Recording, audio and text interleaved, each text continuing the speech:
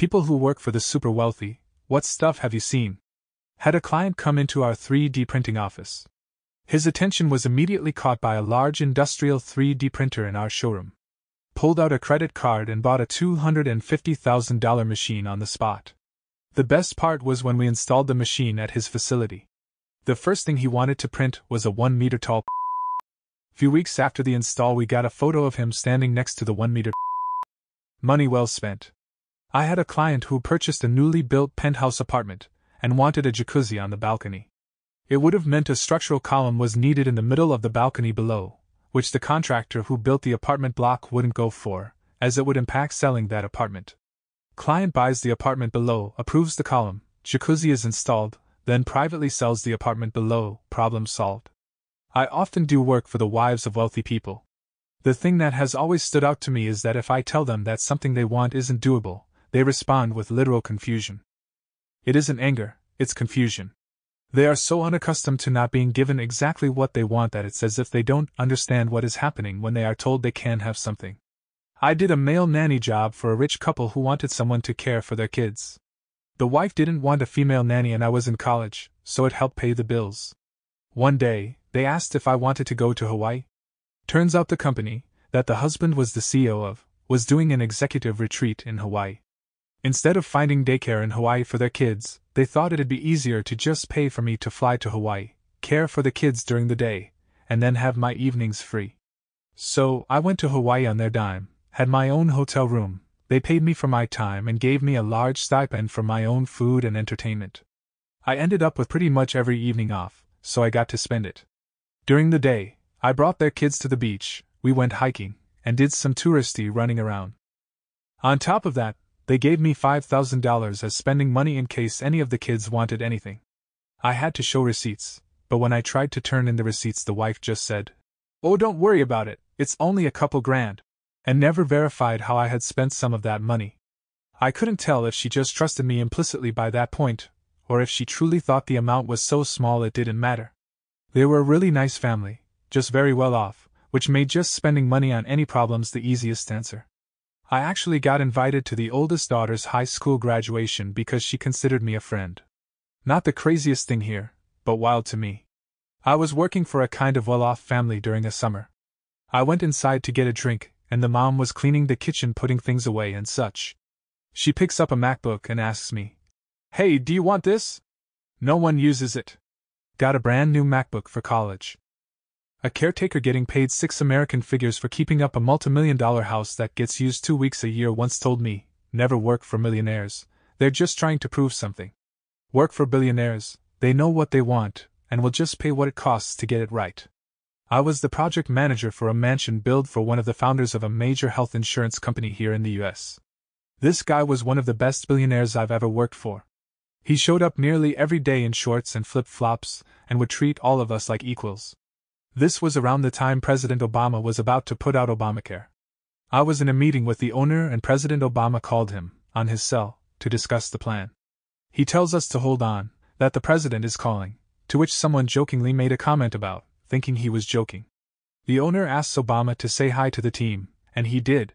It was surreal to be at the table with him when the call came through, and an experience I will never forget. I briefly cleaned houses one summer, and these houses were insane. Some had elevators, some had stalls in their master bathroom. One had a literal cave manufactured in the bathroom, with shower heads all throughout it. You could walk from one end and come out the other side of the bathroom. What struck me as odd, in almost every house, was the sense of disuse.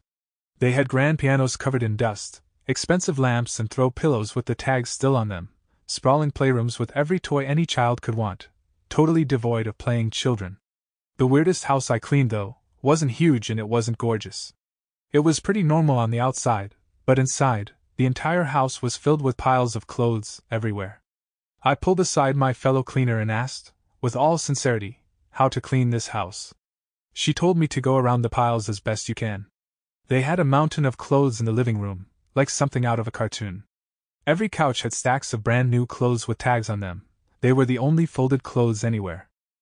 In the bedroom it was the same, smaller piles in every corner, couldn't fully open or close doors around them. The kids' bathroom didn't even have a shower curtain. my best guess, after cleaning that house as best we could, is that they don't wash clothes. I think they just buy more and discard the dirty clothes into the piles. I think about that house a lot and wonder if they ever got their things together. My brother-in-law builds custom homes in the redneck Riviera belt of Florida. One day, he called me to come over to this $15 million beach house he was doing a complete remodel of. He asked me to bring my truck and trailer. I show up, and he walks me through all 4 floors. He then says, "The owners have removed all the stuff they want to keep. She has told me to dispose of everything as I see fit. Get what you want. Furniture, appliances, outdoor furniture, rugs, lamps, artwork, you name it." I don't know the value of everything I took home with me that day, but it was the highest-end stuff I've ever seen. There were 4 floors of it, and I only got 1 trailer load because I simply couldn't fit anything else in my house. I likely had over $20,000 worth of furniture and appliances on that trailer. I worked on a billionaire's home, installing his custom pool.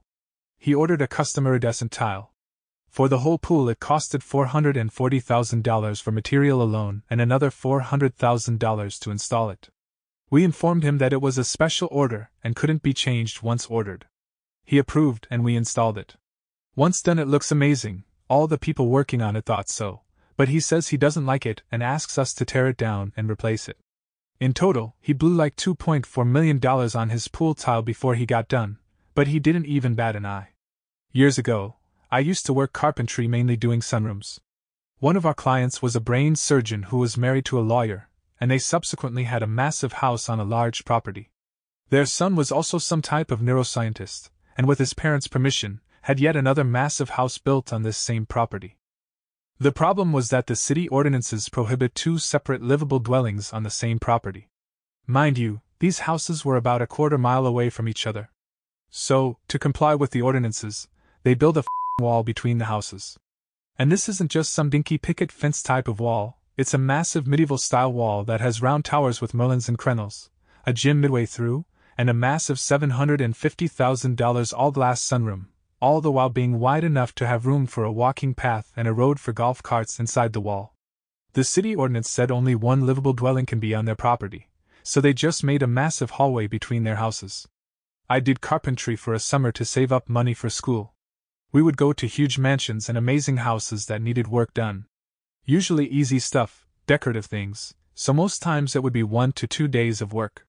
Usually, while we would work, the family would be home. It's not a problem, it's very normal. Once, a family had kids and they watched a TikTok video on what poor people eat, and it was about how to cook things like 10-cent ramen, and bread with sausages to make hot dogs. They laughed and thought it was fun, so made the food to try it in the kitchen. They hated it all. This was the food I grew up eating my whole life. That packet of ramen was the same as the dinner waiting for me at home. I used to work at a member-only golf club. There were members who had been actors, athletes, race car drivers, former CEO of Google, some major money and egos going on. There was one family that had 3 teenage kids, 2 girls and a boy. The mom and the girls were very attractive and knew it. They always looked amazing and had overly entitled attitudes to match. They were fancy. Well, the lady who washed the linens for the county club also did house cleaning for some members.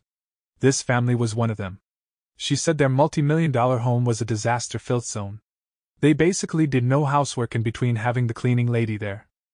There were dishes piled up with dried food that smelled, dirty clothes thrown everywhere, piles of crap all over the place, sticky floors, and dog poop left on the floor, but the nastiest part was the bathrooms. She said they wouldn't empty their bathroom trashes, and the ladies of the house would throw their used tampons on top of overflowing trash, so she had to pick up their used women's products thrown on the floor not even wrapped in paper. So, these fancy would walk around the club like they were so superior, and look down on everyone, then would go home and act like wild apes throwing their trash and period products on the ground. The thought of being so out of touch that you decide it is beneath you to even be sanitary because you can just pay someone to do that for you is just beyond insanity. Wife is personal assistant for a wealthy and incredibly powerful man. He is self-made, humble, and uncomfortable in small social gatherings, but a lion in a business setting. What I found most interesting is that the guy would think nothing about dropping 5 figures on jewelry or other luxury items, but at the end of the day, that guy is in the kitchen, at the office, taking home all the leftover bagels from that morning. I do high-end florals in a very rich area. I see tons of obscene shows of wealth all the time. The amount of money some of these people spend on flowers alone is unfathomable. The one that I always come back to is a client who we were decorating his house for Christmas, and as I was hanging a garland around their 6-car garage, I look in to see each of the 6 spots has a car elevator, and is 3 cars deep. So, there were 18 copies of the same exact $350,000 car. Why would anyone need 18 copies of the same exact car, let alone one that expensive? I used to work for a real estate development company. The boss was the richest guy in town. The second biggest office was given to his wife, who did nothing. Her office was entirely bright pink, and they put in a private bathroom just for her. Her parking space was double wide because she couldn't park straight, and she used employees to run all her personal errands. It was very annoying, but we were told we had to do everything she said. I remember she once asked me to print out a website for her.